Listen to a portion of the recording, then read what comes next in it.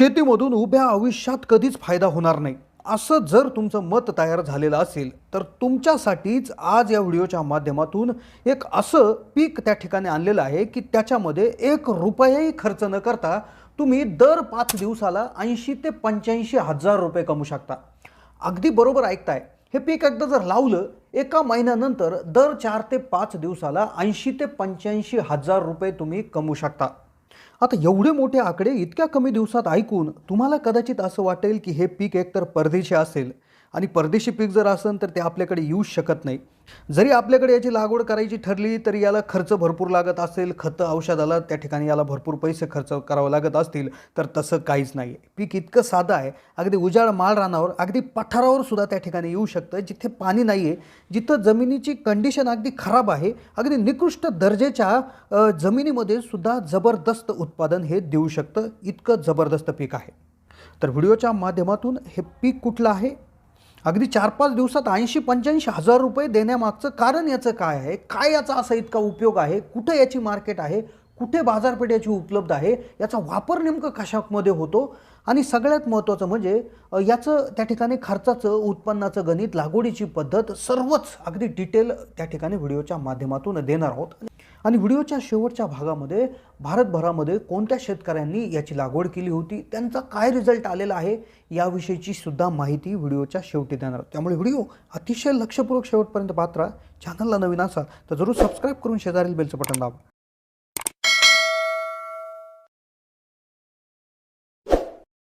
काहीही खर्च न करता शेतीमधून लाखो रुपये नियमितपणे कमवायचे असतील तर तुमच्यासाठीच आणलं आहे एक नवीन पीक की ज्याच्या मार्फत तुम्ही 4 ते 5 दिवसाच्या अंतरामध्ये 85 हजार रुपये कमवू शकता। तर सगळ्यात आधी आपण जाणून घेणार आहोत हे पीक कुठलं आहे, त्यानंतर याची डिमांड काय इतकी वाढलेली आहे, काय याला इतका रेट त्या ठिकाणी उपलब्ध आहे, आणि त्यानंतर सगळ्यात महत्त्वाची गोष्ट म्हणजे की याची तुम्हाला जर लागवड करायची असेल तर A to Z माहिती तिथून पुढे देणार आहोत। आता याचं नाव आहे मित्रांनो केमोमाईलचं पीक। आता हे केमोमाईल हे एक असं त्या ठिकाणी आयुर्वेदिक त्या ठिकाणी पीक आहे की ज्याचा वापर हृदयरोगापासून कर्करोगाच्या औषधांमध्ये होत असतो। केमोमाईलच्या फुलामध्ये एक शक्तिशाली अँटीऑक्सिडंट असतं ज्यामुळे त्याला आयुर्वेदिक तसेच इतरही औषधांमध्ये एक मानाचं स्थान प्राप्त झालेलं आहे आणि यामुळेच भरपूर कंपन्यांबरोबर कॉन्ट्रॅक्ट करायची सुद्धा संधी त्या ठिकाणी उपलब्ध आहे। अगदी घरी येऊन सुद्धा हे उत्पादन भरपूर कंपन्या घरी येऊन घेऊन जाऊ शकतात। तर सगळ्यात आधी जाणून घेऊयात की याला जमीन कशा पद्धतीचे पाहिजे, वातावरण कसं पाहिजे। तर याच्यासाठी लागणारी जमीन अगदी तिचा pH 5.5 पासून 8.5-9 पर्यंत असला तरी चालतो। सर्वच जमिनीमध्ये याची लागवड केली जाऊ शकते, फक्त पाण्याचा निचरा होणारी जमीन यासाठी आवश्यक आहे। याच्यासाठीचं पोषक वातावरण त्या ठिकाणी सर्वच भारतामध्ये त्या ठिकाणी पूर्णतः उपलब्ध आहे।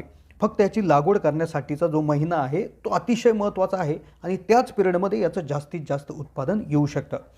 तर याची लागवड नेमकं कोणत्या महिन्यात करायला पाहिजे, महाराष्ट्रात कोणत्या महिन्यात याची लागवड जर केली तर जास्तीत जास्त उत्पादन घेतलं जाऊ शकतं आणि अगदी 4 ते 5 दिवसामध्ये अगदी लाखो रुपये कमावले जाऊ शकतात, ते आपण त्या ठिकाणी जाणून घेणार आहोत। पण त्याआधी यासाठी एकरी त्या ठिकाणी बियाणं किती लागतात, मग याची रोपे कशी बनवायची, लागवड कशी करायची ते एकदा जाणून घेऊ। त्यासाठी लागणारं एकरी बियाणं हे 500 ग्रॅम लागत असतं। तरी 500 ग्रॅम बियाणं घेऊन 20 बाय 20 फुटाच्या अंतरात एक वाफा तयार करून आपल्याला ते शिंपून द्यायचं असतं आणि 1 महिनाभर ते तसंच आपल्याला ठेवावं लागतं। त्याची रोपे आपल्याला तयार करावी लागत असतात। मग ही जी काय तयार झालेली रोपं आहेत तर ही आपल्याला 2 बाय 1.5 फूट किंवा 2.5 बाय 2.5 फूट अंतरावर याची लागवड त्या ठिकाणी करायची असते।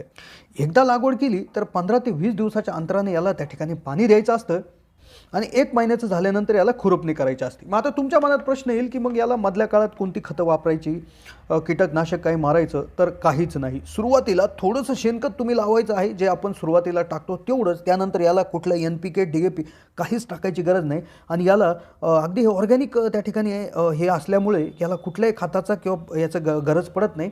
त्यामुळे याला जगात पूर्ण जगभरात मागणी आहे। त्यामुळे अगदी 0 रुपये खर्चात हे त्या ठिकाणी तुम्ही घेऊ शकता। मग आता याची तोडणी केव्हा चालू होती, याचं उत्पादन त्या ठिकाणी किती येत असतं, कशा पद्धतीचा याला रेट मिळतो आणि कशा पद्धतीनं तुम्ही याच्यामधनं भरपूर उत्पादन घेऊ शकता, त्याकडे आता वळूयात। तर 90 दिवसाचं हे त्या ठिकाणी लावल्यापासून झाल्यानंतर याची पहिली तोडणी होत असते। तर ही तोडणी त्या ठिकाणी आपल्याला जी करायची आहे तर ती याची फुले आपल्याला तोडायची असतात. एक पांढऱ्या पिवळसर कलरची त्या ठिकाणी याची फुले येतात. तर ती फुले आपल्याला त्यात देठ 1 इंच असं सोडून असं ते फुलं आपल्याला त्या ठिकाणी याची घ्यावी लागत असतात.